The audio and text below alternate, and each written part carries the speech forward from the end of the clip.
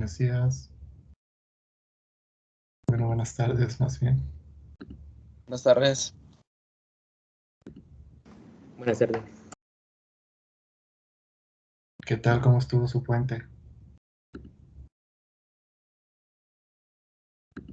Más o menos. Cargado de exámenes y tareas. Se pasan sus maestros.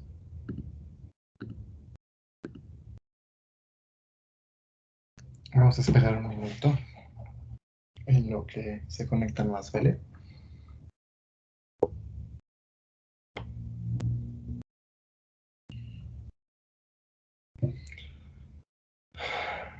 Hola Neri, qué milagro.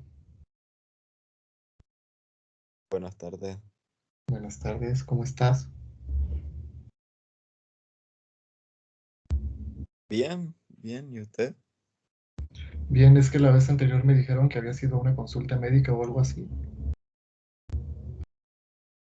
¿Cuándo fue la vez anterior? La semana pasada, el jueves, tal vez, o el miércoles, no lo sé. Mm, no, la verdad soy muy malo para los días, profe. Bueno, no te preocupes. Me da gusto saber y ver que todos están bien.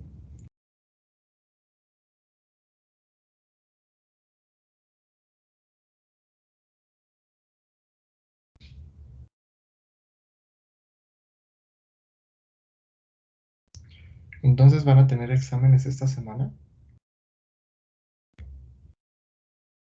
No, ya acabamos, solo falta el de análisis. Ah, ok. Entonces el profe malo soy yo. Bueno, pero todavía tienen mucho tiempo. Y de hecho hoy vamos a seguir repasando.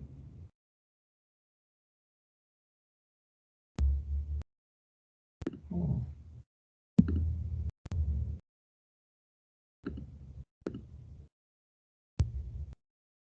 Deme un segundo, ahorita comenzamos, ¿sí?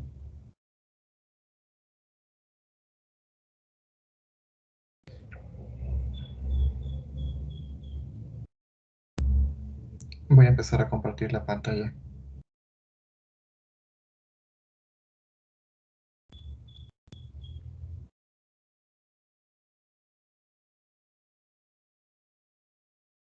Oiga, no estoy confundido. Creo que era Miranda la que se sentía mal la vez anterior. Ya me hice bolas.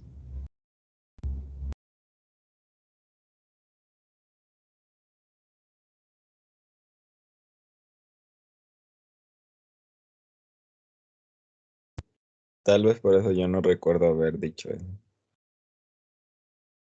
Sí, tal vez me equivoqué. Lo siento. Mm,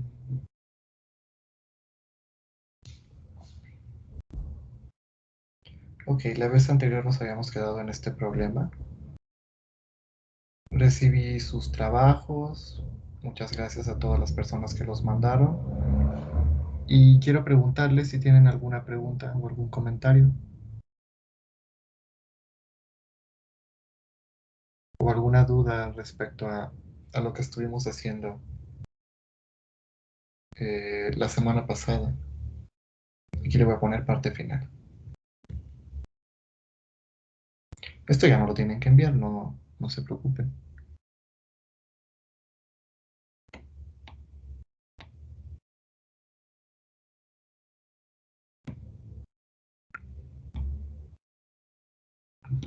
¿Alguna duda o alguna pregunta?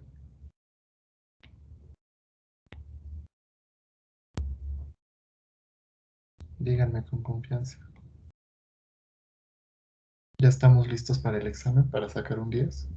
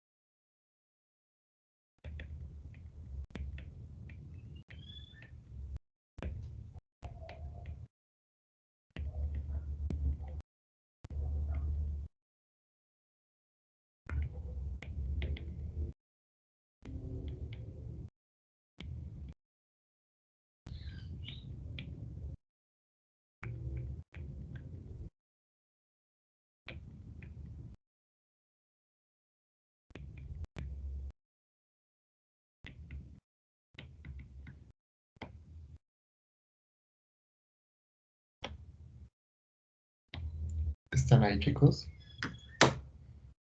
Aquí andamos. ¿Todo bien?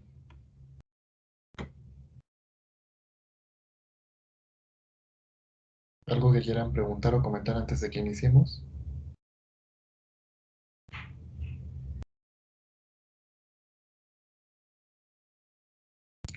Bueno, por si se lo estaban preguntando, sí va a haber tareas sobre este tema, que ya ven que no se las he dejado. No se las quise dejar para el puente, pero se las voy a dejar hoy. ¿Sale? En el transcurso de la tarde va a estar llegándoles a la notificación y pues va a ser para la próxima semana.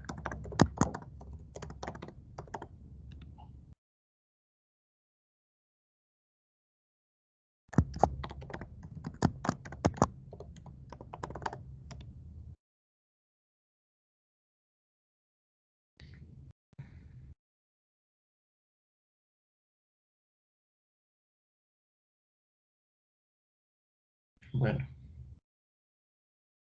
vamos a comenzar entonces. Hoy.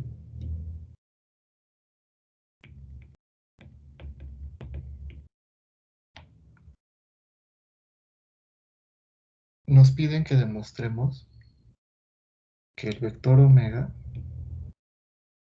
es un medio del rotacional de B. Entonces, bueno, lo que a mí se me ocurre en un principio, pues es simplemente calcular el rotacional de B, ¿no?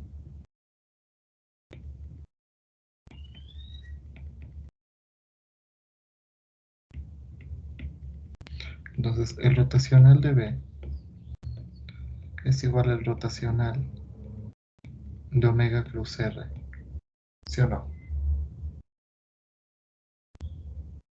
Sí. Vamos a utilizar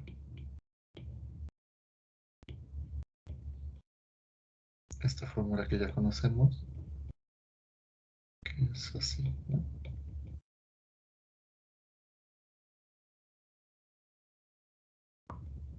¿Están de acuerdo? Si la escribí bien o me equivoqué en algo. ¿Sí, no? Entonces aquí A pues es nabla, B es omega y C es R. ¿Están de acuerdo? ¿Sí o no?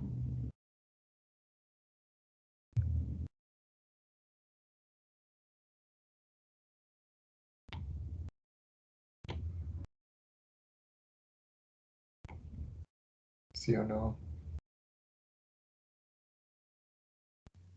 Sí. Bueno. Entonces hago la sustitución. Omega y su coeficiente es la divergencia de R menos R, cuyo componente es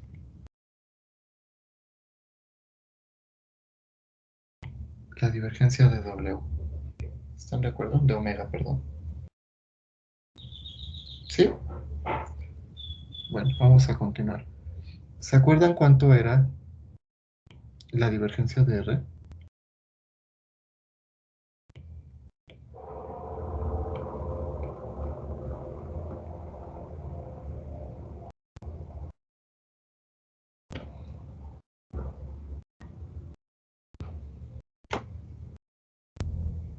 ¿Alguien se acuerda?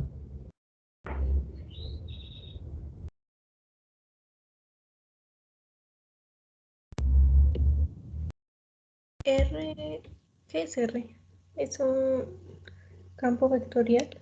Sí, R es el vector de posición, acuérdense. R es XY más YJ más ZK. ¿No era 3? Exacto.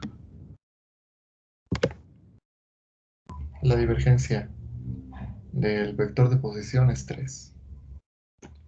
Recuerden que ya lo habíamos hecho. Menos R por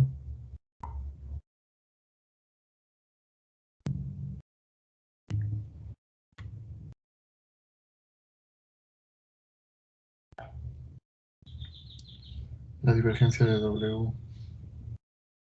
Si W es un vector constante, ¿cuánto vale su divergencia?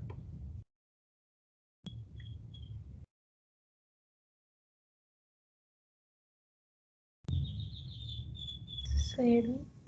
Ujú. Ahora aquí hay algo mal, porque me queda un 3. Fíjense, les voy a enseñar qué es lo que está mal. Me queda que el rotacional de B es 3W, por lo tanto, W es un tercio del rotacional de B. ¿Ya vieron? Y lo que queríamos demostrar era que es un medio. Que hice mal. A ver, ayúdenme.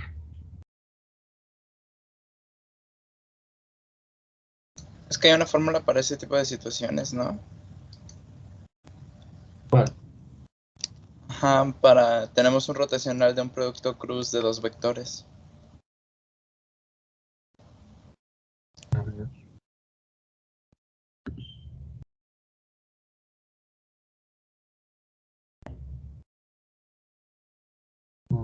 Sí, es cierto. Gracias, Irving. Entonces, ¿saben qué? Voy a borrar todo esto. Me estaba yo yendo por el camino fácil, pero no era por ahí. Voy a escribir la fórmula que era.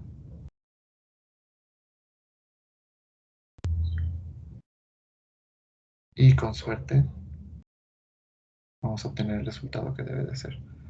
Sí, gracias por la corrección. Para todo el mundo fue claro por qué no estuvo bien lo que hice.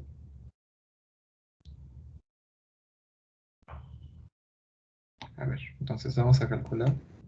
Pregunta, si R estuviera en 2 dimensiones, ¿sí saldría? Pero acuérdate que en 2 dimensiones no hay rotacional, a menos de que tomáramos como cero la componente en Z, ¿no? Ah, sí. Sí, no, aquí acuérdense que a menos que digamos lo contrario, ya todo es en el espacio, ¿sale? A menos de que el problema diga, considera que esto es en el plano, lo vamos a considerar, ¿sale? Pero siempre va a ser en el espacio, a partir de, pues, ya desde hace varias clases.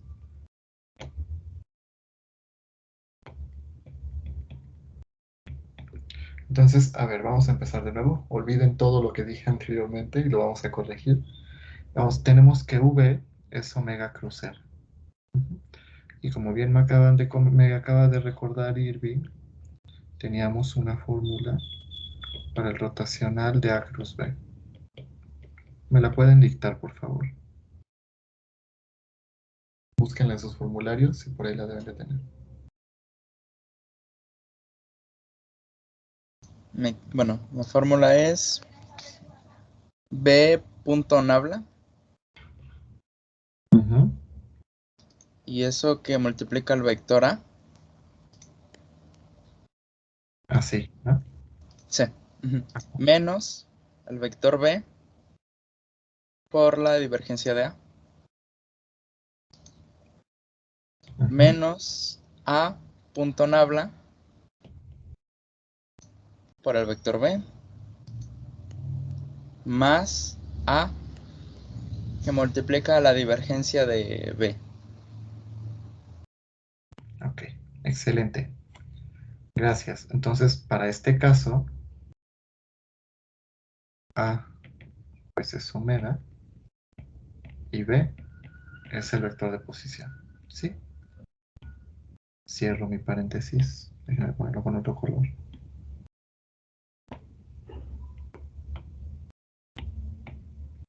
Sustituimos. Entonces tengo la divergencia, el rotacional, perdón, de omega cruz R tendría yo R punto nabla por omega menos R por la divergencia de omega menos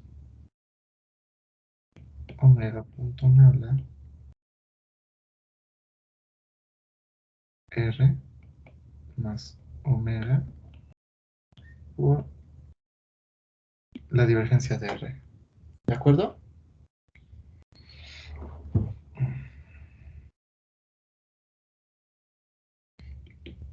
R punto nabla me quedaría lo siguiente. X parcial respecto a X más Y parcial respecto a Y más Z parcial respecto a Z omega. ¿Están de acuerdo? Luego, menos R. Si el vector omega es un vector constante, ¿cuánto vale su divergencia?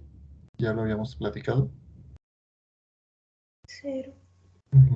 Bien. Menos. Ahora acá tengo. Vamos a decir que, lo voy a poner acá, que omega es igual a omega 1i más omega 2j más omega 3k. Entonces, para desarrollar esto, pues yo tendría omega 1 parcial respecto a x más omega 2 parcial respecto a y más omega 3 parcial respecto a z r. Y finalmente, la divergencia de r, ya dijimos que es 3, ¿verdad? ¿Qué voy a eliminar? Voy a eliminar esto. Y voy a eliminar, a ver, fíjense en este término. ¿Cuánto les va a dar?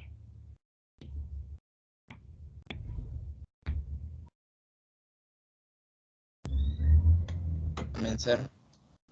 ¿Por qué? Porque va a tomar la derivada parcial con respecto a x, y z de cada componente del vector w, y como es constante, pues va a ser 0. Exacto. Entonces, dado que omega, perdón, es constante, todo ese término se va. ¿Por qué? Pues porque hay que derivar la derivada. ¿Y cuánto es la derivada de una constante? Pues 0, ¿verdad?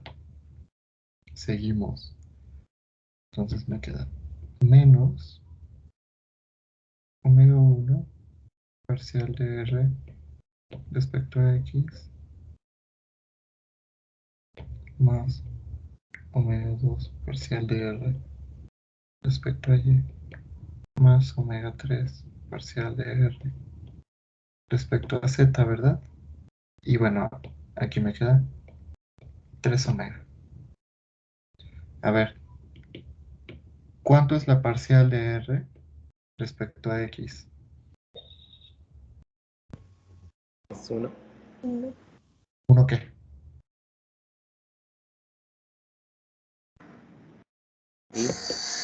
¿Ah? Muy bien. La parcial de r respecto a y, ¿cuánto es? J. Muy bien. ¿Y la parcial de r respecto a z? K. Excelente. Todo eso que está entre paréntesis, ¿qué cosa es, chicos? Omega. Mm. Ahora sí ya me sale el 2 que me tenía que salir. Listo. Por lo tanto, el rotacional de D es igual a 2 omega. Si yo despejo omega, encuentro lo que quería demostrar, ¿verdad?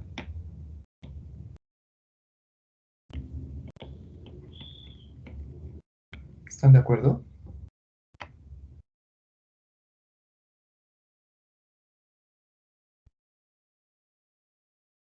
Ahora, esta cantidad tiene un significado físico que es la vorticidad.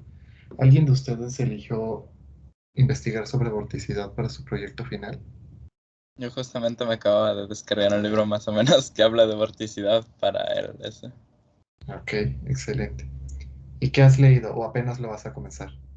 Apenas estaba leyendo la introducción, lo único que sí es que me quedé es que toma en que la vorticidad es un concepto físico que tiene que ver con respecto a la rotación alrededor de algún punto. Bueno, al fin y al cabo esa es la definición a simples palabras del rotacional y que justamente lo usan para el estudio de incluso cosas que no serían tan evidentes como por ejemplo cómo las estrellas orbitan alrededor del centro galáctico de y bueno, por qué forman espirales y ese tipo de cosas. Entonces, nada más he leído como que los primeros párrafos, así que...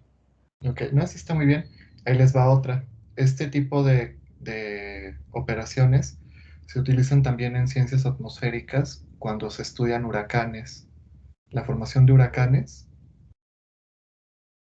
también, pues recuerden ustedes que un huracán a final de cuentas es una tempestad alrededor de un punto, ¿no? Girando alrededor de un punto. Entonces también ahí se utiliza el concepto de vorticidad.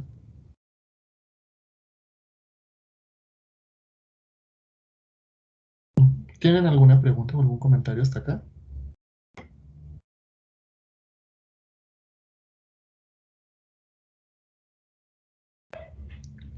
¿Sí quedó claro? Creo que sí tengo una pregunta, pero es más como de física. Ah, El vector omega representaría la velocidad angular. sí, así es. Está relacionado con la velocidad angular.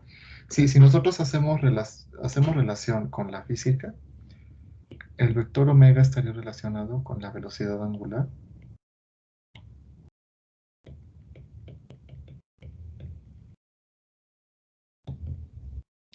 ¿Y el vector v con cuál estaría relacionado? Velocidad lineal. Con la Ah, bueno, velocidad. sí. Sí, exacto. Está totalmente relacionado con eso. A ver, tuve participaciones. Tengo a Irving, a Efraín y a Paulina. ¿Alguien más? No, ¿verdad? Bueno. Y a Nadia, ¿no? Ah, sí. Ok, Nadia. Sí, ¿verdad? ¿Me corregiste algo? Si mal no recuerdo. Ok, sale, gracias. ¿Alguna pregunta de este problema? Disculpen la metida de pata del principio.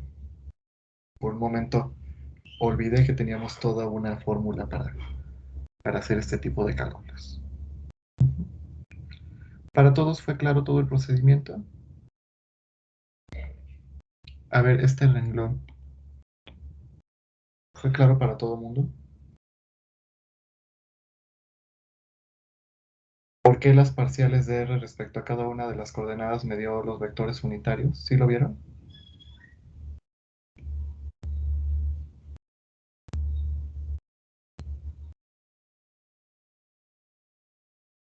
Creo que no tanto. Va. Entonces, ahí les va. Te voy a poner aquí un paréntesis. Ojo. La parcial de R respecto a X, pues es la parcial respecto a X de R, que es XY, más YJ, más ZK. La parcial de X respecto a X, pues es un 1, ¿no? Entonces queda 1 por el vector unitario Y.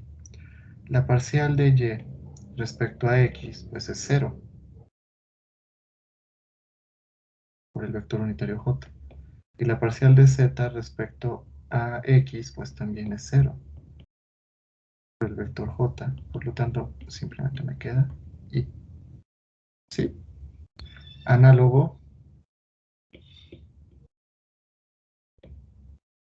con las otras dos coordenadas. Tengo la parcial respecto a Y de R, que es XY, YJ, más ZK. Lo mismo, parcial de X respecto a Y, pues es 0. Parcial de Z respecto a Y, pues es 0. Lo único que me queda es parcial de Y respecto a Y, que es 1 por el vector unitario J. y parcial respecto a z de r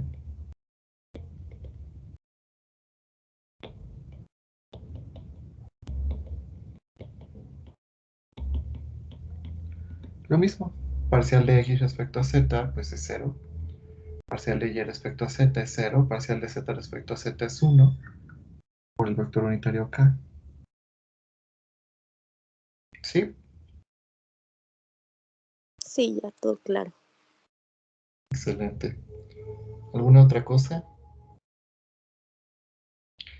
A ver, este recuadro rosado, ¿sí vio todo el mundo por qué es 0? Sí, porque se está derivando una constante. Pues Exactamente. todo va a ser. Exacto. El vector omega es una constante, por lo tanto todas las derivadas de omega pues van a ser constantes, ¿verdad? Listo. Miranda, ¿verdad? Sí. Gracias, Miranda. Bueno, pues si no tienen alguna otra pregunta o comentario, pasamos al siguiente problema.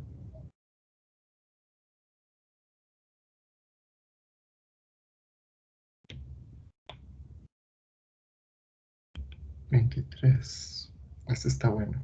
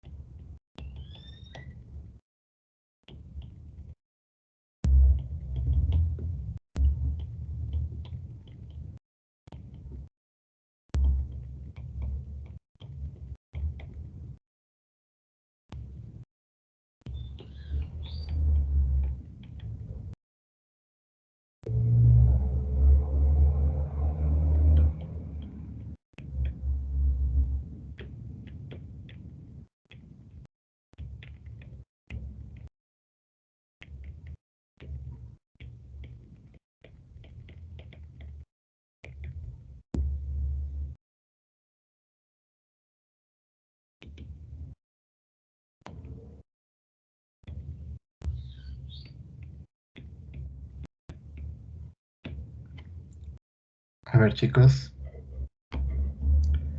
antes de comenzar quiero ver conocimientos previos. Esta ecuación que estoy a punto de encerrar, ¿qué ecuación es? ¿La conocen? Tal vez la conocen en una dimensión, que es así.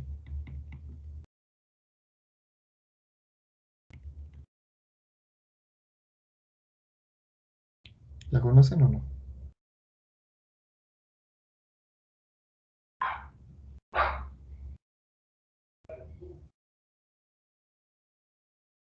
Sí, no.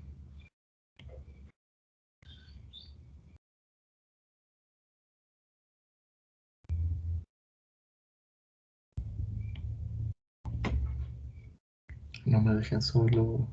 Se parece a cuando derivamos R para obtener la aceleración. Ok. Sí, un poco, ¿no? Bueno, esta ecuación, lo voy a anotar aquí, es la ecuación de onda. ¿Para qué onda? Para cualquier onda.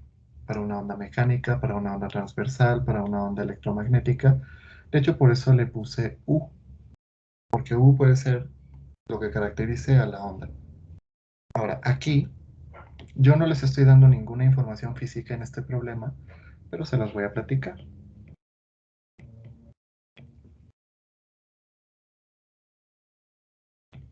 Sobre todo, pues porque ustedes todavía no llevan electromagnetismo, ¿no?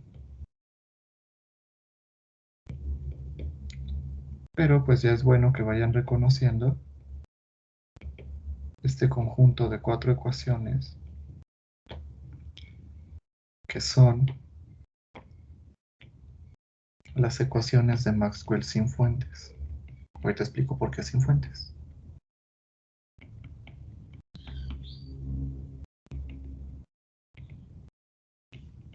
Fíjense, el problema, el enunciado no nos dice nada de esta información. Si yo hubiera querido, tampoco se las digo, simplemente hacer las cuentas matemáticas y pues verificar que lleguemos al resultado, ¿no? Pero bueno, es más rico yo creo que platiquemos pues de qué trata. Entonces, esta ecuación es la ley de Gauss, esta ecuación es la no existencia del monopolo magnético, esta ecuación es la ley de Faraday y esta ecuación es la ley de Ampère. Ahora, ¿por qué sin fuentes? Porque si se dan cuenta, en la ley de Gauss la tengo igualada a cero. ¿Qué significa eso? Acuérdense que yo les había contado que la ley de Gauss, esto ahorita lo voy a borrar. En realidad es así, ¿no? En donde ρ, que es la densidad de carga, es la fuente del campo eléctrico. ¿Se acuerdan que se los había yo contado? Pero ¿qué pasa si estamos estudiando una región en el espacio en la que no hay, en la que no hay carga, en la que no podemos encontrar una densidad de carga? Pues entonces, ρ es igual a cero, ¿no? No hay fuente de campo eléctrico. Ahora, por otro lado, para la ley de Faraday, perdón, para la ley de Ampère, yo voy a tener algo parecido a esto.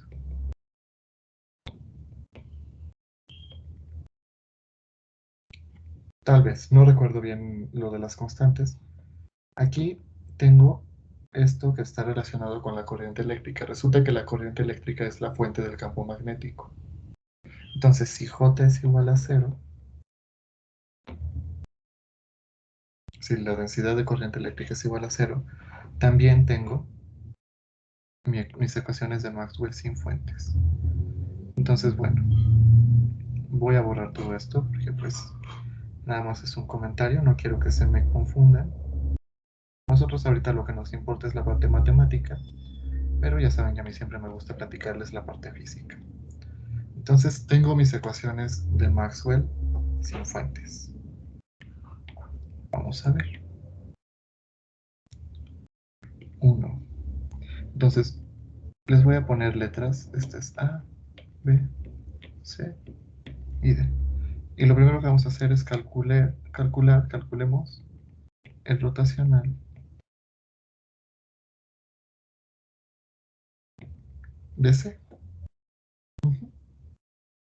Entonces vamos a ver. Calculemos el rotacional de C de ambos lados.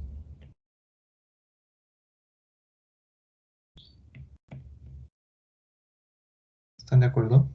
A ver, el lado izquierdo de la ecuación, ¿quién me lo dice?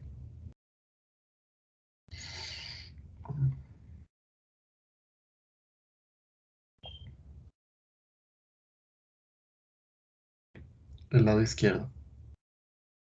¿Cuánto les da?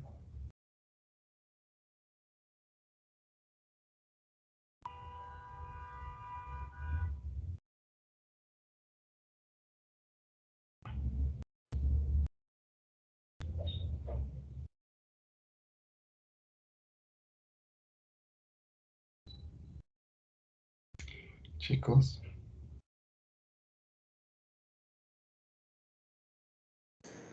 ¿Necesito escuchar la fórmula, la última del formulario? Ah, exacto. Está en su formulario. Por ahí la deben de tener. Ya el gradiente de la divergencia de E Menos. menos el laplaciano de E. Gracias, Efraín. Listo. Y acá yo voy a intercambiar las derivadas parciales. Recuerden que Nabla es un operador de derivadas parciales, entonces yo puedo conmutar las derivadas parciales.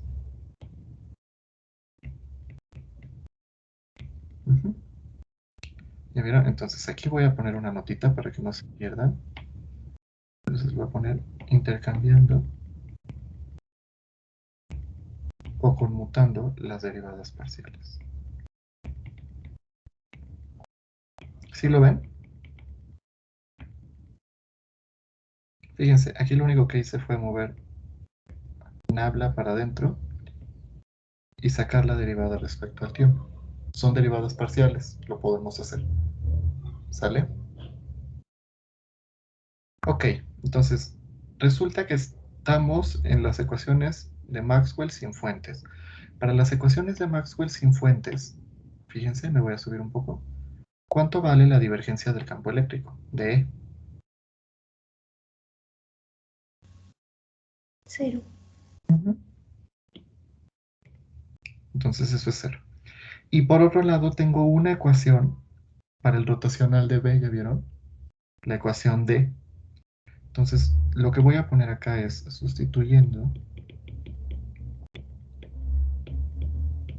A y D, me va a quedar, pues ese término se elimina, me queda menos el laplaciano de E, es igual a menos la derivada respecto al tiempo, de el rotacional de B, que es la ecuación D, tenemos la derivada de E respecto al tiempo. ¿Sí lo vieron, chicos?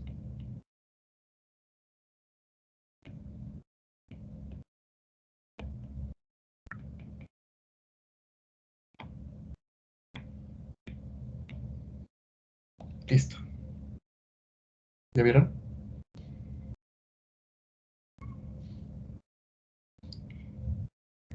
A ver, los escucho, las escucho. Si quedó clarísimo o si quedó súper confuso, díganme.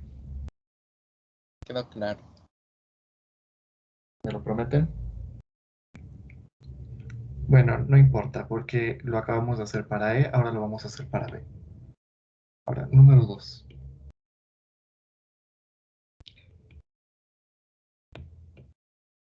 Calculemos el rotacional de D.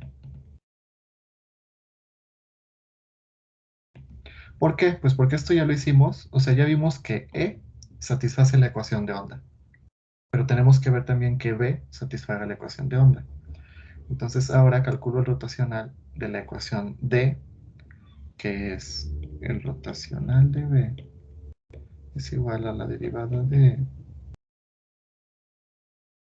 con respecto al tiempo. Entonces, rotacional de ambos lados de la igualdad. Vamos a hacer el mismo procedimiento. Lo mismo que hace rato. Fórmula del rotacional era el gradiente de la divergencia menos el laplaciano. Y aquí, de nuevo, intercambio de lugar, las derivadas. La derivada respecto al tiempo de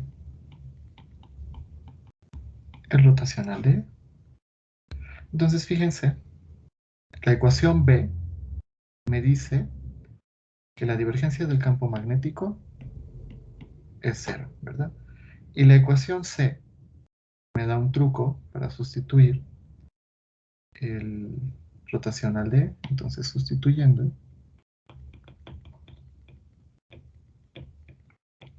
B y C, me queda menos el laplaciano de B es igual a la parcial respecto al tiempo de el rotacional de E, de acuerdo a la ecuación tercera, es menos la derivada del campo magnético respecto al tiempo. Simplificando y quitando los signos negativos. Listo. ¿Qué concluyo? Por lo tanto, E y B satisfacen la ecuación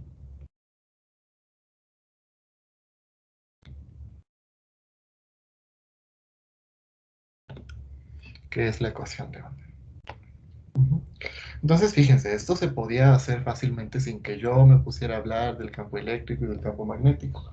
Es simplemente pues un problema matemático, ¿no? Pero resulta que tiene significado. ¿Cuál es su significado?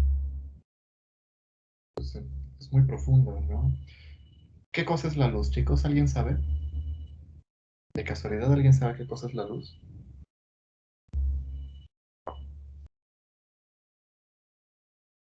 Solo sé que se comporta como onda y partícula.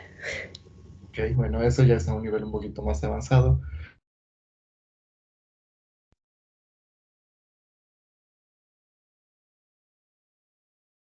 Sencilla que hay de luz. Entonces, fíjense, ya todavía les falta, pero se los adelanto para que se entusiasmen a llegar a quinto semestre, que justamente el salto entre el electromagnetismo y la óptica está dado por estas dos ecuaciones. Porque resulta que las ondas electromagnéticas pues son la luz. ¿Y qué cosa es la electricidad y el magnetismo? Pues al final del día son ondas. Entonces, perdón, voy a repasar lo que acabamos de platicar. Igual si no me entendieron, no pasa nada. Pues para eso van a llevar sus cursos de electro, ¿no? Y son 3 cursos, no nada más es uno. Ahorita en cuarto van a llevar electromagnetismo, luego en séptimo van a llevar introducción a la electrodinámica y en octavo van a llevar electrodinámica. Entonces, por eso les digo, si no me entendieron en este momento, no pasa nada. Yo ahorita lo que quiero que entiendan es simplemente cómo funciona el análisis vectorial que está detrás de todo esto. ¿Sale? Entonces tengo mis ecuaciones de Maxwell sin fuentes y resulta que los campos E y B, o sea, el campo eléctrico y el campo magnético, satisfacen ecuaciones de onda. Qué loco, ¿no? Pero bueno, la interpretación física de eso se la dejo a sus cursos de electro y de óptica. ¿Alguna pregunta o algún comentario hasta acá?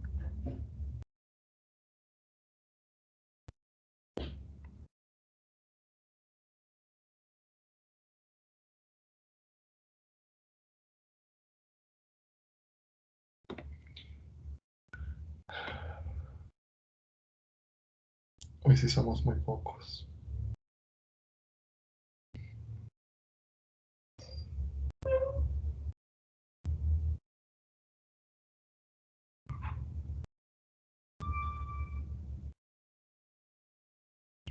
Bueno, si no tienen alguna pregunta o algún comentario, voy a continuar.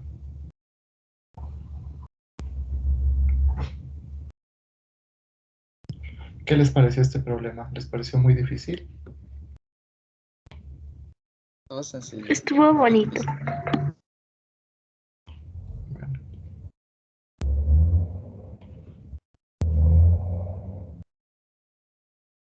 Así ya cuando lleguen a electro ya no van a ser tan extraños con el tema, ¿no?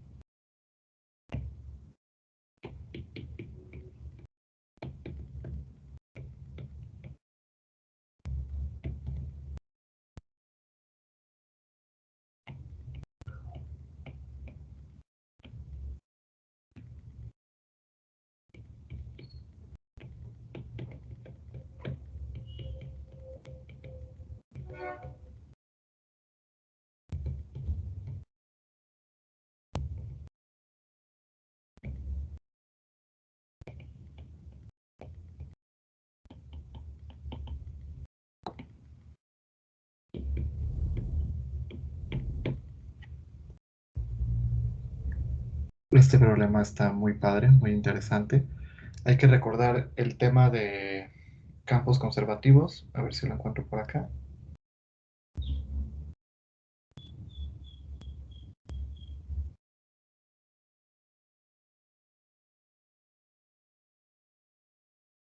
Aquí está.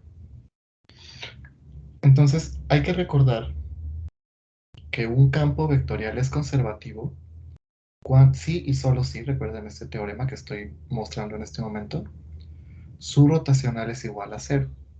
¿Sí se acuerdan?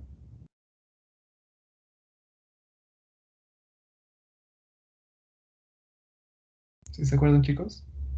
Que vimos esto hace algunas semanas, hace como 2 semanas. Sí. Ok. Bueno, pues entonces eso es lo que vamos a utilizar ahora para resolver este ejercicio. Tenemos que encontrar los valores de A, B y C, tales que hagan que este campo vectorial sea conservativo. ¿De acuerdo? Entonces, déjenme anotarlo así. Recordemos que un campo es conservativo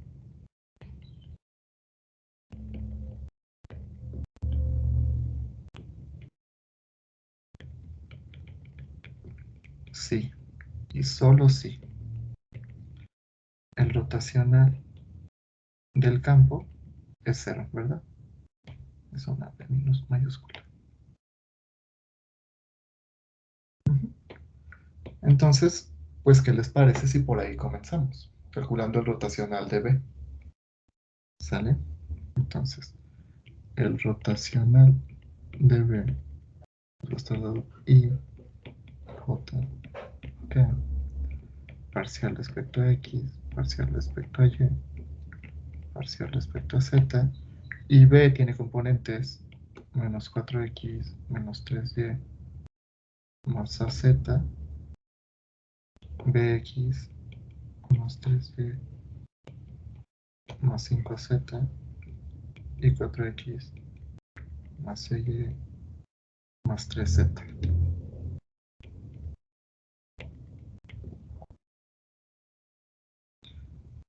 ¿Quieren saber qué es lo que estoy pensando en este momento? Este problema apesta a examen. Ojo, apesta a examen. Segurísimo que les voy a poner algo muy parecido a esto en el examen. Entonces, les voy a decir por qué.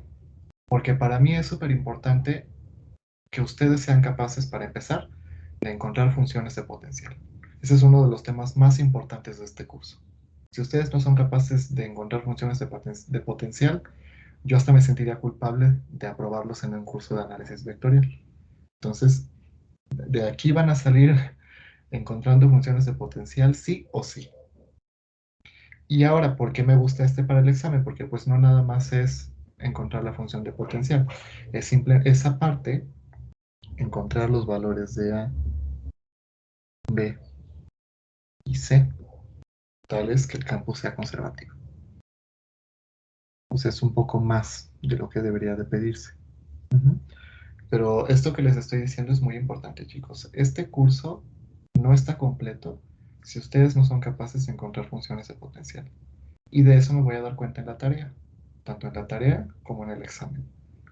¿Sale? A ver, ayúdenme con el rotacional, por favor. Y parcial respecto a Y, BX más 3Y más 5Z, parcial respecto a Z, 4X más 6Y más 3Z, menos J, parcial respecto a X, menos 4X, menos 3Y, más AZ, parcial respecto a Z, 4X, más 6Y, más 3Z, más K, parcial respecto a X, menos 4X, menos 3Y, más AZ, parcial respecto a Y, BX, más 3Y, más 5Z. Listo, vamos a seguir desarrollando. Entonces tenemos I por parcial respecto a Y de 4X más CY más 3z menos parcial respecto a z de bx más 3y más 5z menos j parcial respecto a x de 4x más 6y más 3z menos parcial respecto a z menos 4x menos 3y más az. ¿Me van siguiendo? Más k. Sí. Ok. Parcial respecto a x por bx más 3y 5z menos parcial respecto a y de menos 4x menos 3y más az. Vamos a hacer las derivadas. Aquí me queda c, ¿verdad? Menos 5 menos j, aquí me queda 4 menos a, y aquí me queda b más 3, ¿no? ¿Están de acuerdo? ¿Sí les dio lo mismo? Sí. Ok. Ahora, este vector tiene que ser igual al vector 0. Eso quiere decir que c menos 5 debe ser igual a 0, que menos 4 menos a debe ser igual a 0, y que b más 3 debe ser igual a 0. Por lo tanto, c es igual a 5, a es igual a 4, y b es igual a menos 3. Y listo.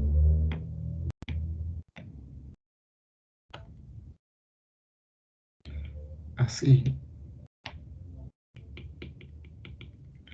el campo. A ver, vamos a ver cómo era.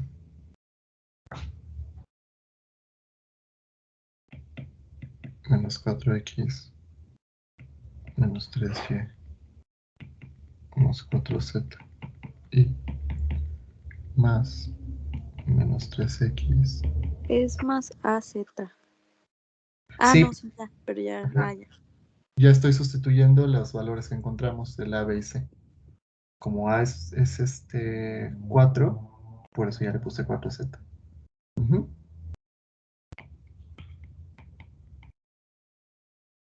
Y finalmente más 4x más 5y más 3z.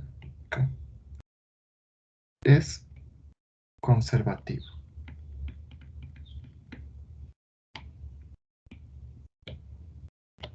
Listo. ¿Alguna pregunta hasta acá?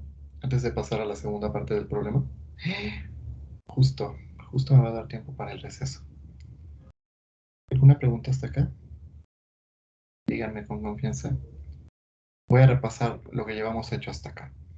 Dice, un campo vectorial B dado por bla bla bla. Encontremos A, B y C tales que nuestro campo B sea un campo conservativo. Posteriormente, encuentra una función potencial para B. Lo primero es encontrar los valores de A, B y C tales que hagan al campo conservativo, ya lo hicimos. Para ello hay que recordar que un campo vectorial es conservativo si y solo si su rotacional es igual a 0. Y aquí me faltó la flechita. Ujú. Bueno, entonces lo que hicimos fue calcular el rotacional del campo vectorial, hicimos todas las cuentas y al final igualamos lo que nos dio con el vector 0, ¿verdad? Porque ese es el resultado que nos tiene que dar. Ujú. Y eso nos ayudó a encontrar los valores de A, B y C. Ujú. Por lo tanto, bueno, la conclusión de la primera parte del problema es que este campo pues, es conservativo. Ujú. ¿Alguna pregunta o algún comentario hasta acá? ¿Sí quedó claro? Acuérdense, hay que repasar nuestras notas pues para este tema de los campos conservativos, que ya lo habíamos visto hace unas 2 semanas, me parece, para que lo recuerden bastante bien. ¿Sale? Y bueno, como les acabo de comentar, segurísimo viene en el examen, porque este tema, de verdad no saben ustedes lo importante que es. Y lo importante que es para mí que lo manejen súper bien. Bueno, ahora, dado que B es conservativo, ¿cómo lo puedo escribir?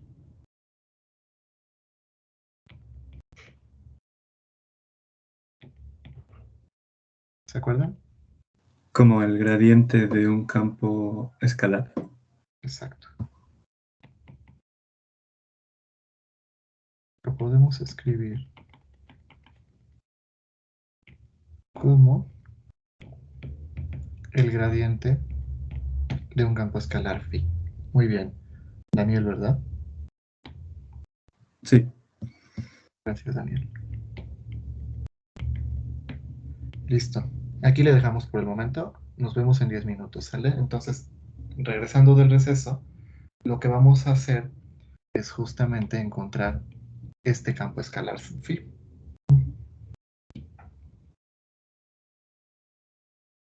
¿Sale? Entonces, ahorita regresamos, chicos. Vayan a descansar, vayan a tomar agua.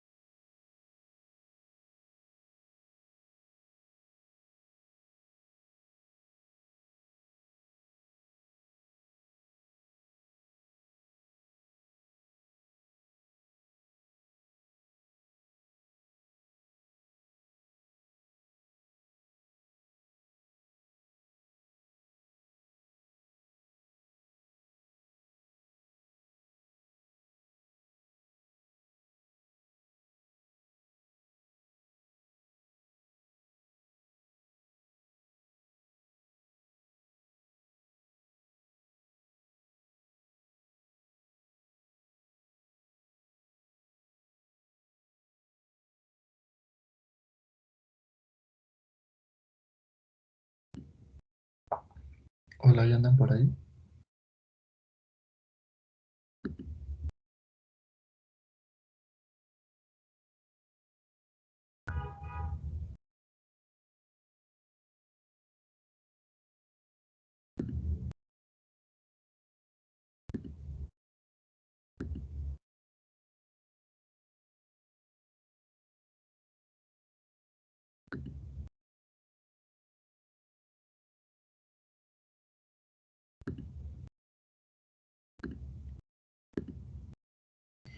Chicos, ¿alguien sabe por qué casi no hay alumnos hoy?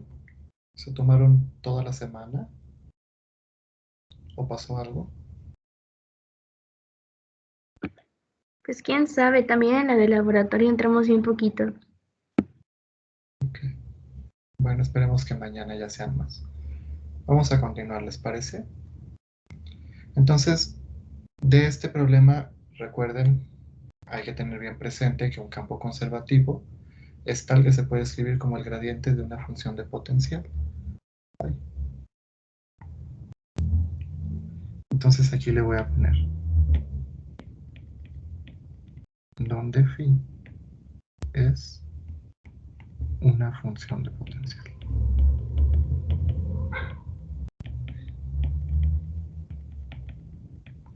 Entonces, vamos a ver. La voy a volver a escribir. Ahí está. Entonces, esta ecuación por componentes, ¿cómo nos queda? Pues la primera componente de v es menos 4x menos 3y más 4z. ¿Y esto qué es igual? Pues a la derivada de phi respecto a x, ¿verdad? Esa es la primera componente. La segunda componente es la derivada de phi respecto de y es igual a menos 3x más 3y más 5z. Y la tercera componente es la derivada de phi respecto de z. Tenemos 4x más 5y más 3z. ¿Alguien recuerda cómo tenemos que proceder?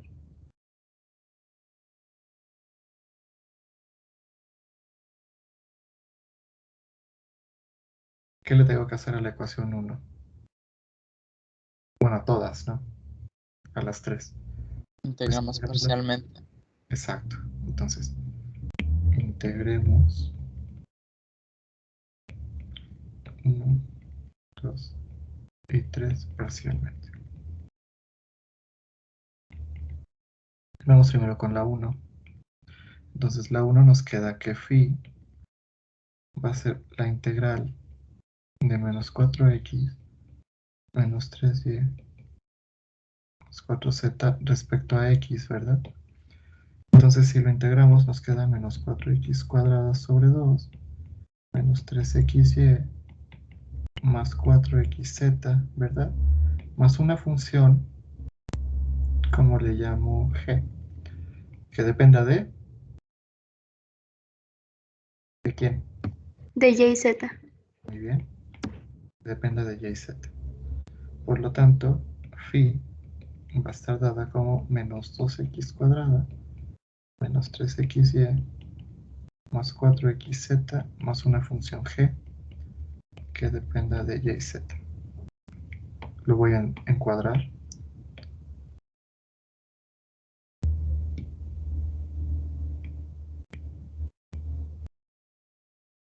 Okay. Vamos con la número 2. Ahora phi va a ser la integral de la segunda componente, que es menos 3x más 3y más 5z, pero con respecto a y, ¿verdad? Entonces me queda menos 3xy más 3y cuadrada sobre 2 más 5yz más qué, más una función h que dependa de quién. De x y z.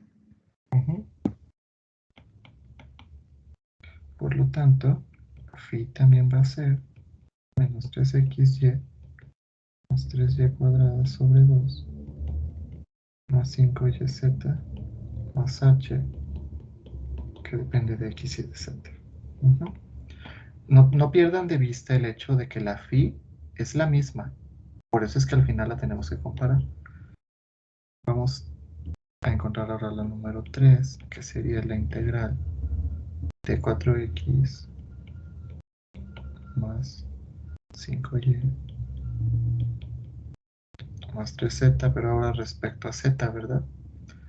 Integrémosla, me queda 4xz más 5yz más 3z cuadrada sobre 2 más una función k, h, i, k, que depende.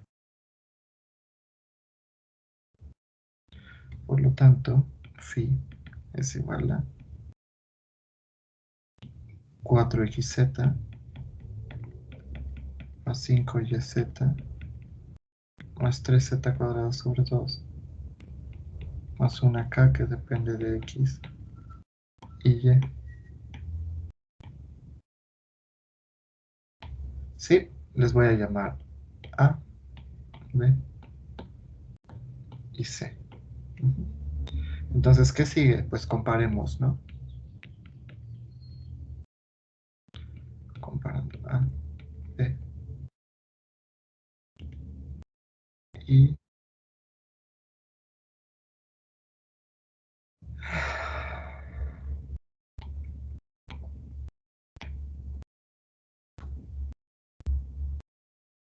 aquí esta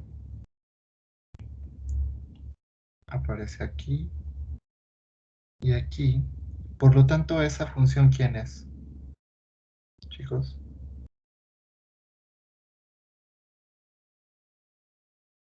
Fíjense. K. Exacto. Es K, que depende de X y Y. Muy bien. Otro color. Ahora tengo esta y esta. Entonces, ¿esta quién es? Pues es H, ¿verdad? Que depende de X y Z. ¿Ya vieron?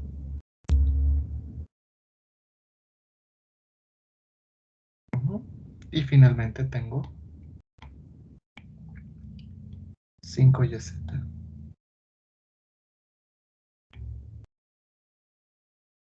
Y también tengo 5YZ acá. Por lo tanto, esa va a ser G, ¿verdad? Porque depende de Y y de Z. ¿Ya vieron? Y a cada una de las funciones, pues les queda una función que solo depende de X, una función que depende de Y y una función que depende de Z. ¿Ya vieron? Entonces vamos a concluir este problema. G, bueno, lo escribo más abajo. G, que depende de Y y de Z, es 5YZ. H, que depende de X y Z, es quién, 4XZ. Y K, que depende de X y Y, es la rosadita, menos 3X. ¿Están de acuerdo? Por lo tanto, phi, que depende de X, Y y Z, voy a poner primero las que tienen X, Y y Z solitas, sería menos 2X cuadrado, más 3Y cuadrada sobre 2, más 3Z cuadrada sobre 2, y ahora sí, más 5YZ, más 4XZ, menos 3XY.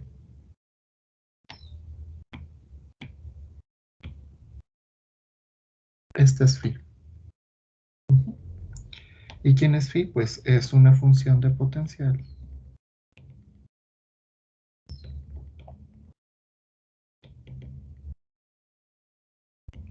para el campo vectorial V. Listo. Hemos terminado. ¿Tienen alguna pregunta o algún comentario?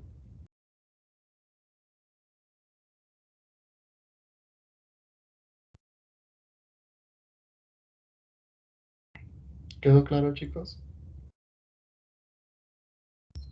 ¿Puedo confiar en ustedes que ya pueden encontrar cualquier función de potencial?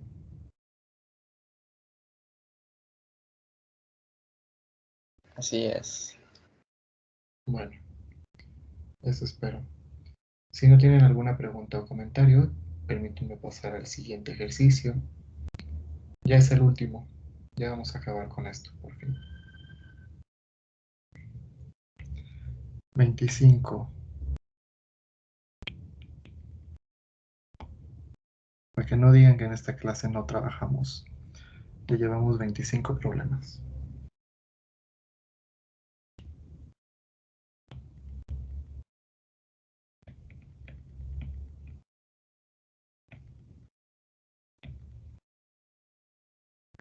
¿Algún comentario? ¿De verdad? ¿Nada?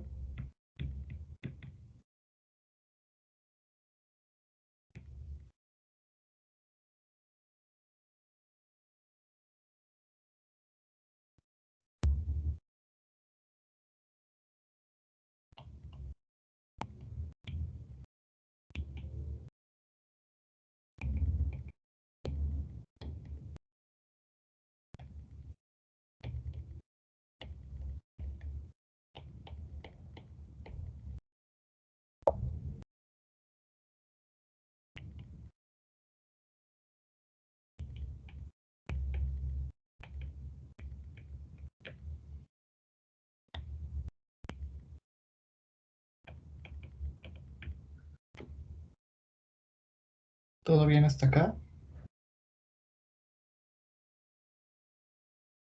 Sí. Ok. ¿Nadia? ¿Todo bien? Sí, todo bien, ¿Me lo prometes? ¿Me lo prometen todos? Efraín. te prometo. Bueno. Momento, todo bien. Ok. Daniel. Sí, todo bien. Ok. Iris. ¿Todo bien? Ok. Carlos. Todo bien, todo bien. Miranda. ¿Todo bien? ¿Segura, Miranda? ¿No te he perdido? No, no, no, todo bien, al tiro. Excelente. Abel. Todo bien, profe. Bueno. Irving. Vamos bien. Bueno. Itzel. Sí, bien. Bueno. Y Rachel. Por ahora sí. Bueno. Sale. Vamos a continuar. Entonces nos piden demostrar que si un campo vectorial, perdón, un campo escalar phi es cualquier solución de la ecuación de Laplace, entonces su gradiente es solenoidal e irrotacional. Ujú. Entonces, por hipótesis, dado que phi es una solución de la ecuación de Laplace, pues entonces phi satisface lo siguiente. Recuerden que esta, si no se acuerdan, se los anoto. Esta es la ecuación de Laplace. Ya la habíamos visto, ya ni me acuerdo. Creo que sí, ¿no? Sí. Ok. Bueno, entonces recuerden que esta es la ecuación de Laplace.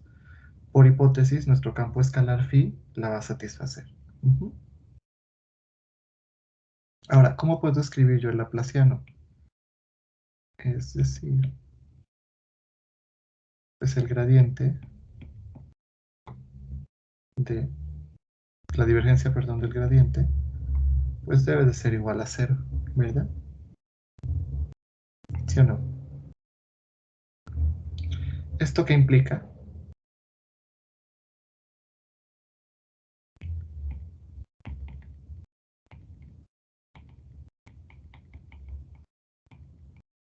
Fíjense, tengo la divergencia de un campo escalar, de un campo vectorial, perdón. Ay, hoy estoy, discúlpenme, estoy eh, cambiando mucho las palabras. El campo vectorial, gradiente de phi, si yo calculo su divergencia me va a dar cero, ¿verdad? ¿Qué implica eso?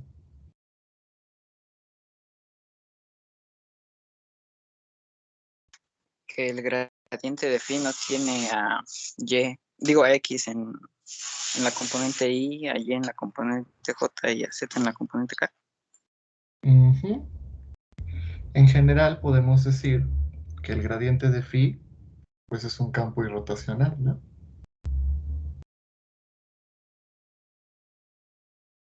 Acuérdense que cuando la divergencia de un campo vectorial es igual a cero, ¿cómo le llamábamos? Perdón, solenoidal. Le llamábamos solenoidal. Ujú. Entonces, si la divergencia del gradiente de phi es igual a cero, implica que el gradiente de phi es un campo que solenoidal, ¿no? ¿Sí se acuerdan? Que dijimos que cuando voy a hacer un paréntesis acá. Entonces voy a poner aquí. Ojo. Recordemos que si la divergencia de un campo vectorial es igual a cero, entonces el campo vectorial es solenoidal.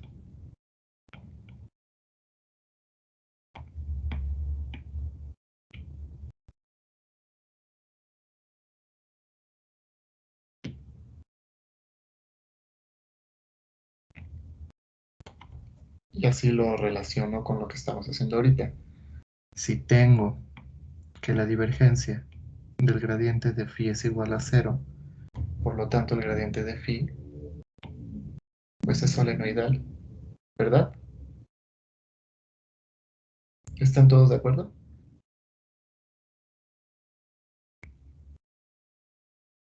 De acuerdo. Sí. Vale. Entonces, ya demostré que el gradiente de phi es solenoidal. Ahora me falta demostrar que sea irrotacional. Para que sea irrotacional, ¿qué tiene que suceder?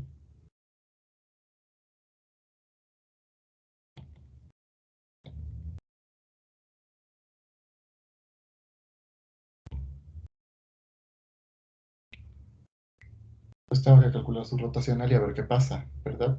Pero nosotros ya demostramos en algún problema, y de hecho está en su formulario, que el rotacional de un gradiente siempre, siempre, siempre, ¿a qué va a ser igual? Cero. ¿Sí o no? Ahí está en su formulario, a ver. Ay, déjenme ponérselos. Aquí está. Aquí está, ¿ya vieron? El rotacional de un gradiente es cero.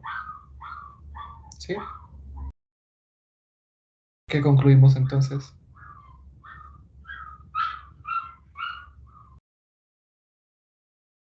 El gradiente de phi es ¿qué?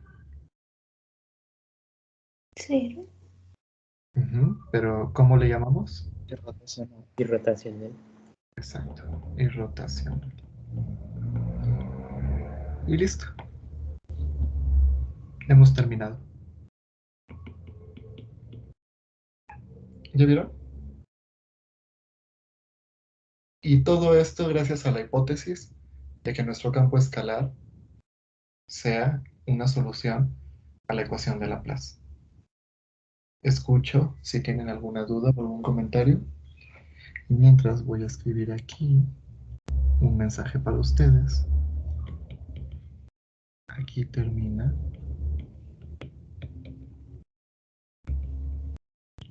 el segundo parcial. Hasta aquí llega el segundo parcial. Lo que hagamos después de esto ya no viene en el examen de la próxima semana. Entonces, a ver, cuéntenme. ¿Alguna pregunta, duda o comentario? ¿Queja, sugerencia?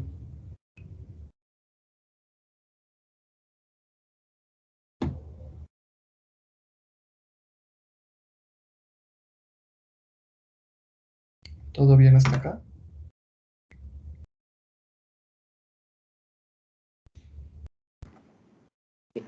De momento todo bien. Bueno, sale. Permítame un segundo, estoy viendo algo. Ujú. Vale, aquí me quedo. Entonces, en el examen va a venir de estos problemas y lo de coordenadas cilíndricas y Sí, superficies en el espacio y todo eso. exactamente. Ok. ¿Se acuerdan que el primer parcial nos detuvimos hasta rectas y planos? ¿Sí se acuerdan? Hasta ahí vino. Entonces, para el segundo es a partir de donde nos quedamos, que fue superficies, coordenadas cilíndricas y esféricas, eh, funciones vectoriales y esto de campos vectoriales. ¿Sale? Pero yo les voy a hacer un temario, no se preocupen por eso. Yo les voy a hacer un temario, al rato me pongo al corriente con ustedes, ¿sale? Porque tengo que confesar que en el puente no hice absolutamente nada. O sea, estas clases yo ya las tenía preparadas desde la semana pasada, pero en el puente no hice nada, entonces al rato me pongo al corriente con ustedes, les subo la tarea correspondiente a este tema y les subo el temario, ¿vale? Entonces, bueno, aquí termina el segundo parcial. ¿Cómo creen ustedes que va a estar? ¿Fácil o difícil? Larguísimo. No, como que Muchísimos temas. tal vez. Entonces, qué bueno que me detuve ya, ¿no? Ya vamos a comenzar ahora el tercer parcial. Y con algo súper leve, porque les digo que tampoco quiero que se saturen ahorita. Entonces, esta es la unidad 5, se llama coordenadas curvilíneas. Ya nos queda como un mes de clases nada más, ¿no?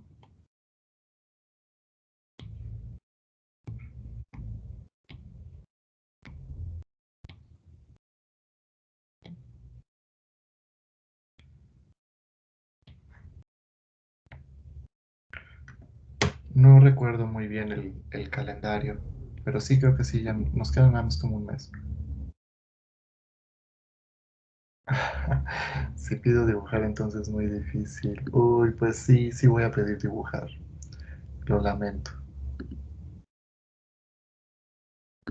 Hagan su mejor esfuerzo, ¿sale? Recuerden que todo esfuerzo va a ser recompensado. Antes de que comience yo con este tema totalmente nuevo, ¿tienen alguna pregunta o algún comentario?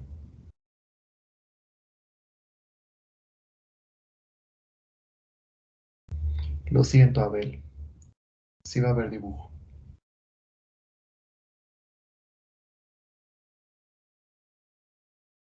¿No? Bueno. Entonces, les voy a platicar a grandes rasgos de qué trata esta unidad y luego empezamos a trabajar. Hasta este momento, si se dan cuenta, hemos hecho todo el análisis de campos escalares y campos vectoriales. Les hemos calculado su divergencia, les hemos calculado su rotacional, les hemos calculado su gradiente.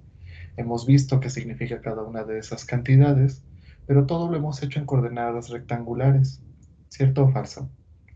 Todo lo hemos hecho considerando los vectores unitarios I, J, K y las coordenadas X, Y, Z.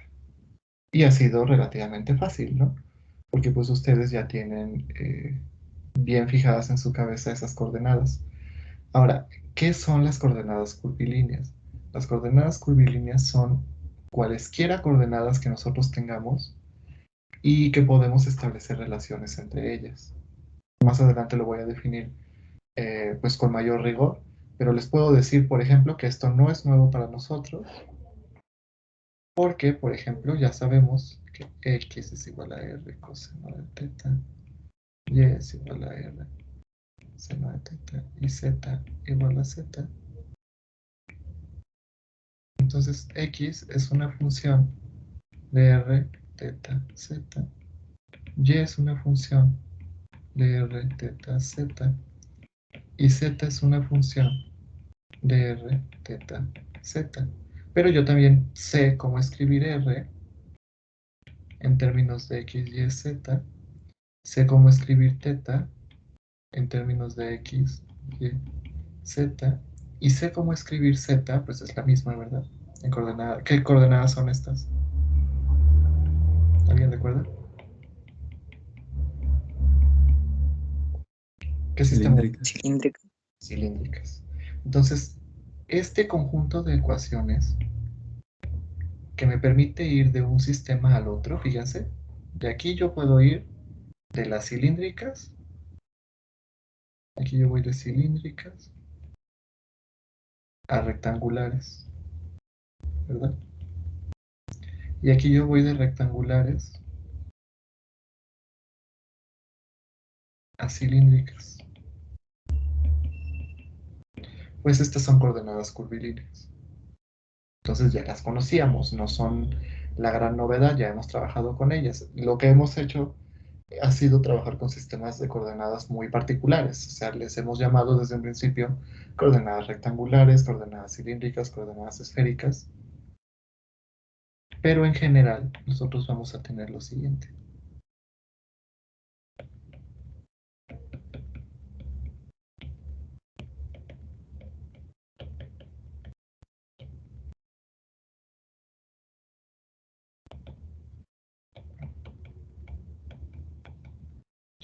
O al revés, X que dependen de U, B y W, Y que depende de U, B y W, y Z que depende de U, B y W.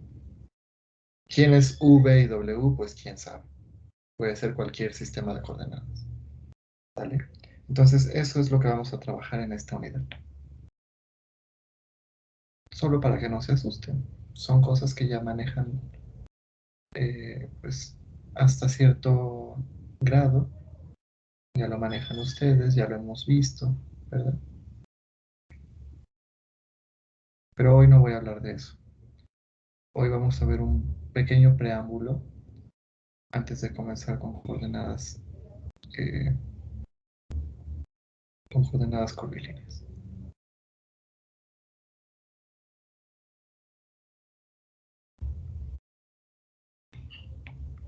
Entonces, ¿qué sí vamos a ver hoy? Nuestro primer subtema que se va a llamar notación de índices. ¿Y qué es esto de la notación de índices?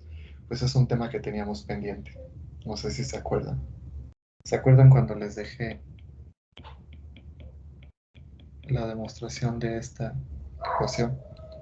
Y que alguien de ustedes por ahí me dijo que encontró que se utilizaba el símbolo de Levi-Civita y la delta de Kronecker y no sé qué tanto.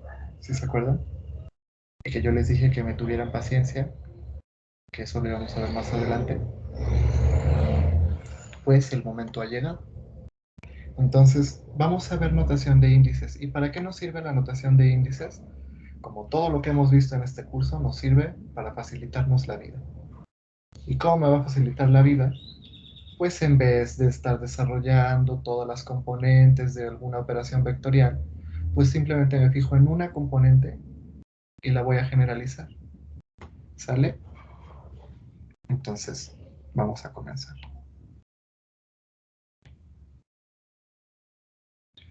Fíjense, la notación de vectores que conocemos hasta ahora, pues ya sabemos, ¿no? Que ese es un objeto matemático que tiene 3 componentes, puede tener más. Esto es otro vector, cuyas componentes pues son, ya saben, el producto vectorial. Este símbolo, ¿qué cosa es? Pues es un escalar que se obtiene a la hora de sumar los productos componente a componente de A y de B. Pues resulta que esta notación nos sirve para abreviar leyes físicas, ¿no? Por ejemplo, ya sabemos que el trabajo pues es F.D, ¿no? Ahí ya tengo abreviada la definición de trabajo. ¿Qué otra cosa? Ya sabemos que el torque pues es R cruz F. Ahí tengo abreviada otra ley física, ¿no? Sin embargo, para hacer cuentas, para hacer operaciones, para calcular, pues esta notación no nos es muy útil, ¿verdad? Entonces, tenemos que hacer uso de sus componentes, de la componente de cada vector. Por lo tanto, la notación esta, que ya estamos bien acostumbrados, sirve para abreviar leyes físicas.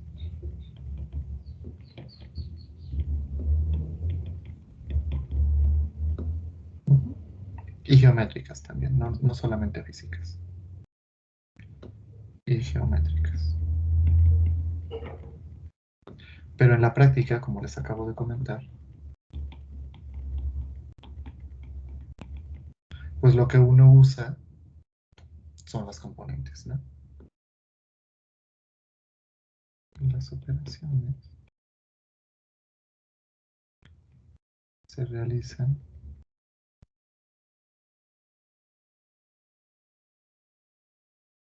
mediante componentes. Entonces, vamos a basarnos, primero que nada, en esta cantidad. ¿Qué cosa es esta cantidad? Si yo ahí la tengo en mi pizarrón, yo sé luego, pues el vector A, ¿sí o no? Pero existe una relación biunívoca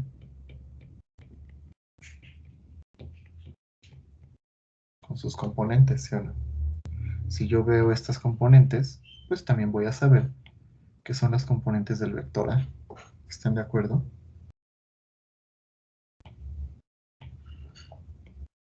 Entonces, el vector A está bien representado. Bien representado y aparte de forma no ambigua. No vamos a ser ambiguos si nosotros tomamos sus componentes.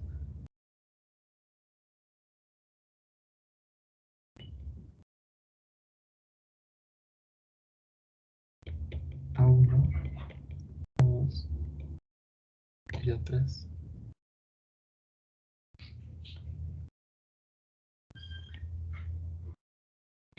Entonces fíjense que cualquier cosa que nosotros afirmemos de un vector va a estar de igual forma afirmada respecto a sus componentes, ¿sí o no? Y esto lo podemos ver con la operación de igualdad. Lo más sencillo. Si yo digo que el vector A es igual al vector B,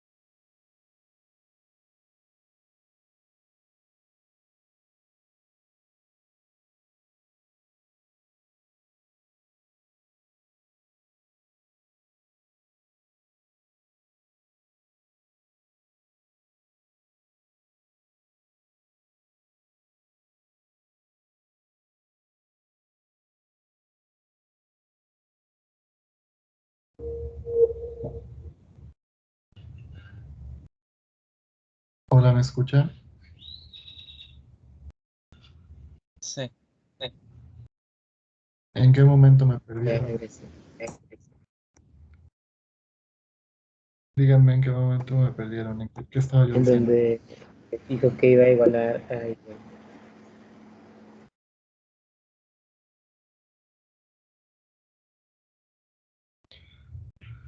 Ay, qué cosas. Mi internet ha estado fallando. Disculpen. Voy a volver a compartir la pantalla.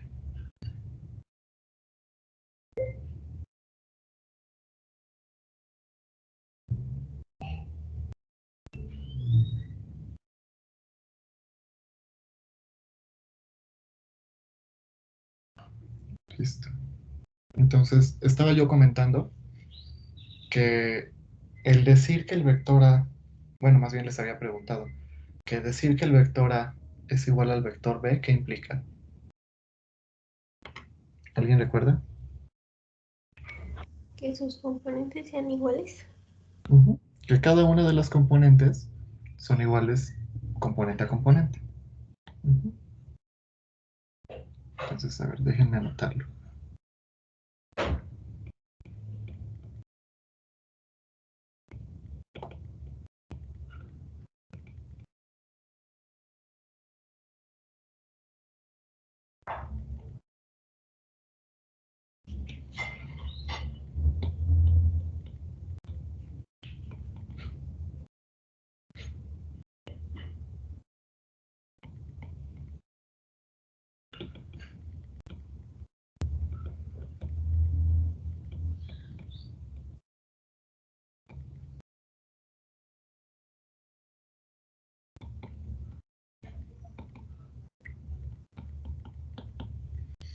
Entonces, como les comentaba yo, la notación de vectores sirve sobre todo para abreviar, ¿no? En vez de estar diciendo que A1 es igual a B1, A2 es igual a B2 y así, A3 es igual a B3, pues simplemente escribimos el vector A es igual al vector B. Entonces, cada afirmación que hagamos sobre los vectores realmente es una afirmación sobre sus componentes. Por ejemplo, ahora sí, el ejemplo de la igualdad A igual a B es lo mismo que decir A1 igual a B1, A2 igual a B2 y A3 igual a B3. ¿Sí? Ahora, me dirán ustedes, ¿y eso qué tiene de beneficioso si estoy escribiendo más? ¿No? Eso es lo que ustedes podrían pensar. Pues resulta que esto nosotros lo podemos abreviar. Entonces, podemos resumir lo anterior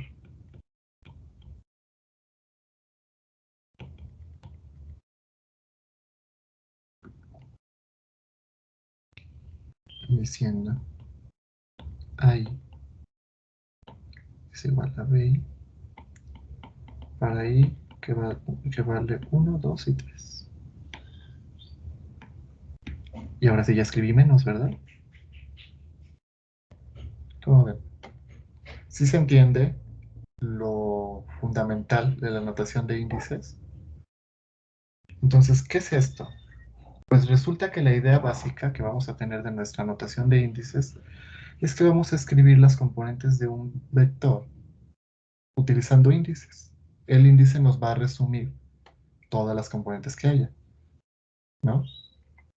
En donde aquí la I, o la J, o la K, o la letra que ustedes le pongan, siempre y cuando sea letra latina, pues va a tomar los valores de 1, 2 y 3. Y es importante que la letra sea latina, porque si la letra es griega, significa otra cosa. Pero eso se los voy a explicar más adelante. Entonces, ¿sí queda claro hasta acá? Lo voy a resumir acá. Voy a decir que la idea básica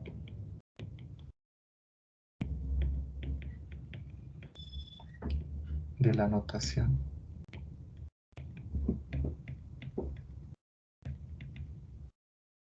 de índices es tratar de escribir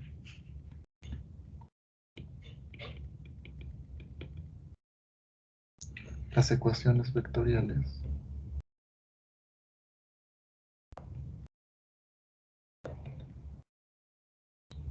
usando sus componentes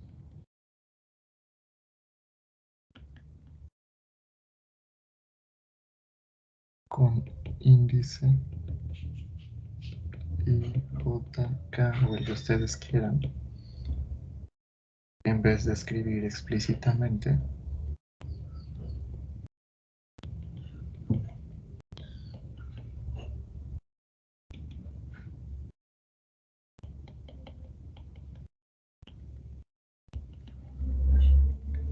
la ecuación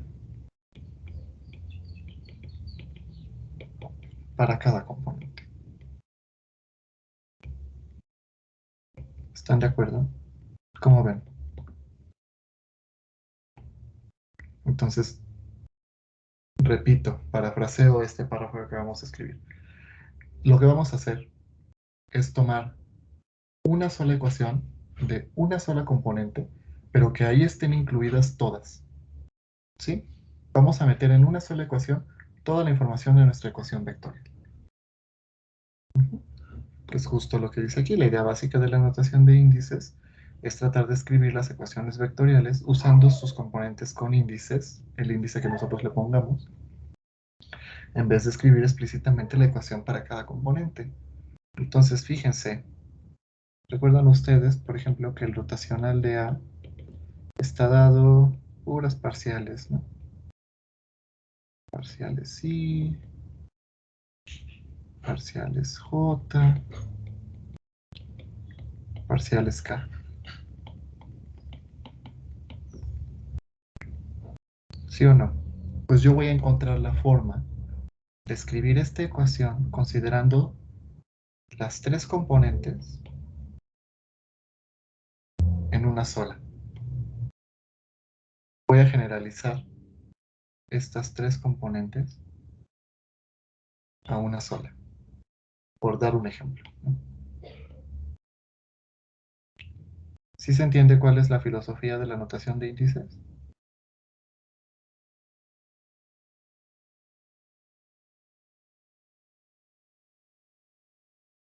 Y así la próxima vez que sus profesores de física les metan la delta de Kronecker o el símbolo de Levi-Civita y todo eso, ya no se van a espantar, ya los van a conocer y los van a manejar.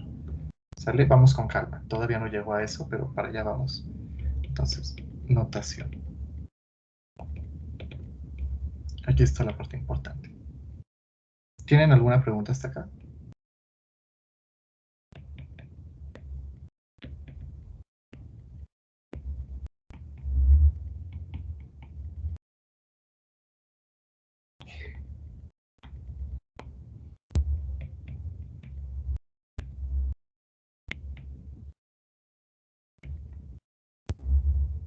Esto es lo primero que deben de saber. Las componentes de cualquier vector A las vamos a denotar como AI o la A entre paréntesis y la I afuera del paréntesis, el subíndice I afuera del paréntesis. Y lo que quiere decir esto es la iésima componente de A. ¿Sí o no? Entonces tengo A1. ¿Qué componente es esa de A? La componente de la primera coordenada, ¿no? Aquí ya no puedo decir la coordenada de X porque quién sabe en qué sistema de coordenadas estemos, pero es la primera componente. ¿Hasta aquí todo bien? Sí. Ahora, ¿cuál es la diferencia en la práctica severa? Y de hecho voy a poner aquí una nota. Este segundo se utiliza si es más conveniente.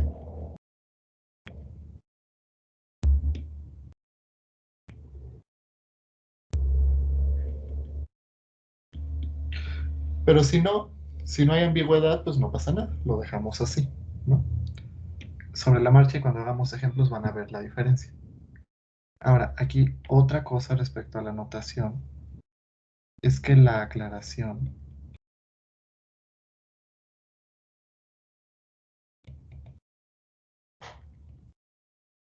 esta aclaración que diga que iba de 1 a 3 se sobreentiende, entonces no la vamos a escribir. ¿Sale? Estará sobreentendida.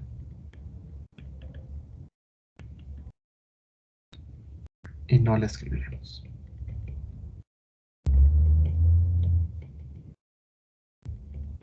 Y listo. Esta es la anotación. ¿Sale? Entonces, no vamos a escribir ahí donde iba de 1 a 3, no, ya se va a quedar sobreentendido. Entonces, ojo. Y con eso acabamos hoy. I, J, K, L, M, N, etcétera. ¿Qué tipo de letras son?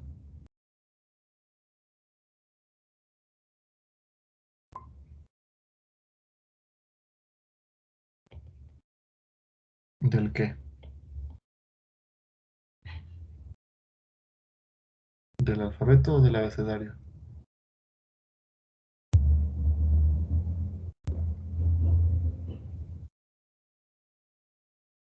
Del abecedario.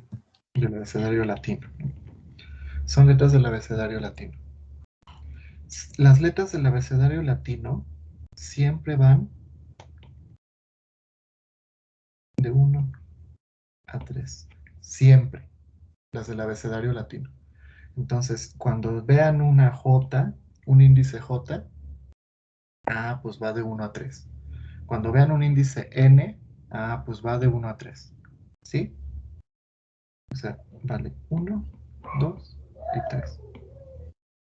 Por otro lado, si yo tengo lo siguiente, que esto no lo vamos a ocupar en este curso, pero está bien que hagamos la aclaración. ¿Estas qué son? Son letras del alfabeto griego, ¿no?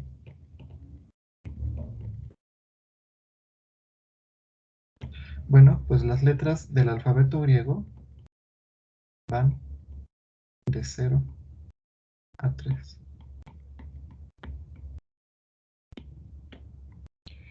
En donde, ¿quién va a ser la coordenada 0? Una coordenada temporal que no vamos a usar en este curso. Y posiblemente, si ustedes nunca toman un curso de relatividad, pues seguramente nunca los van a ocupar. ¿Sabe? Esa es la diferencia, nada más para que la sepan. No la vamos a ocupar en este curso. Es más, voy a encerrar en morado que las que vamos a utilizar son estas. ¿Sale? Estas son las que vamos a utilizar. Esto es para cursos avanzados.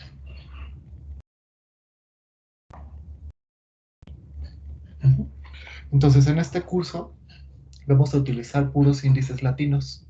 ¿Sale? No se les olvide, por favor, que los índices latinos van de 1 a 3. Siempre. ¿Sí? Yo creo que ahí le podemos dejar hasta por el día de hoy. Y mientras, pues díganme si tienen alguna pregunta o algún comentario. Yo esperaría que sí, que me comenten o que me pregunten algo.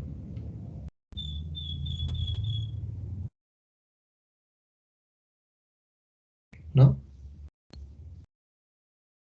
Profe, ¿Te escucho? bueno, no es algo sobre el tema, es sobre el examen. Ok, ¿Podemos empezar el examen a las 9? claro que sí. Ok, gracias. Sin problema. Me van a disculpar si entonces me llego a conectar con los pelos todos alborotados. ¿Sale? Pero sí, no pasa nada. A las 9 comenzamos. Mejor que les sobre tiempo y no que les falte, ¿no? ¿Algo más?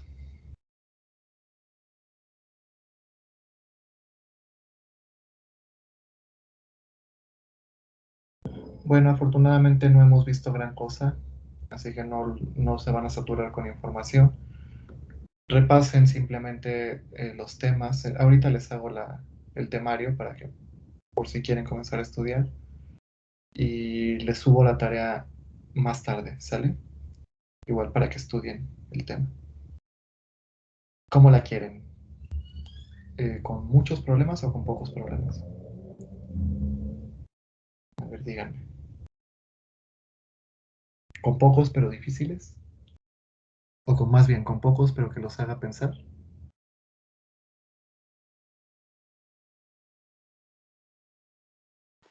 Variado, ¿no? Reproduciendo desde iPad de Gilberto. Sí, me parece bien. Pues nos vemos mañana, chicos. Que tengan una excelente tarde. Gracias, igualmente. Nos vemos.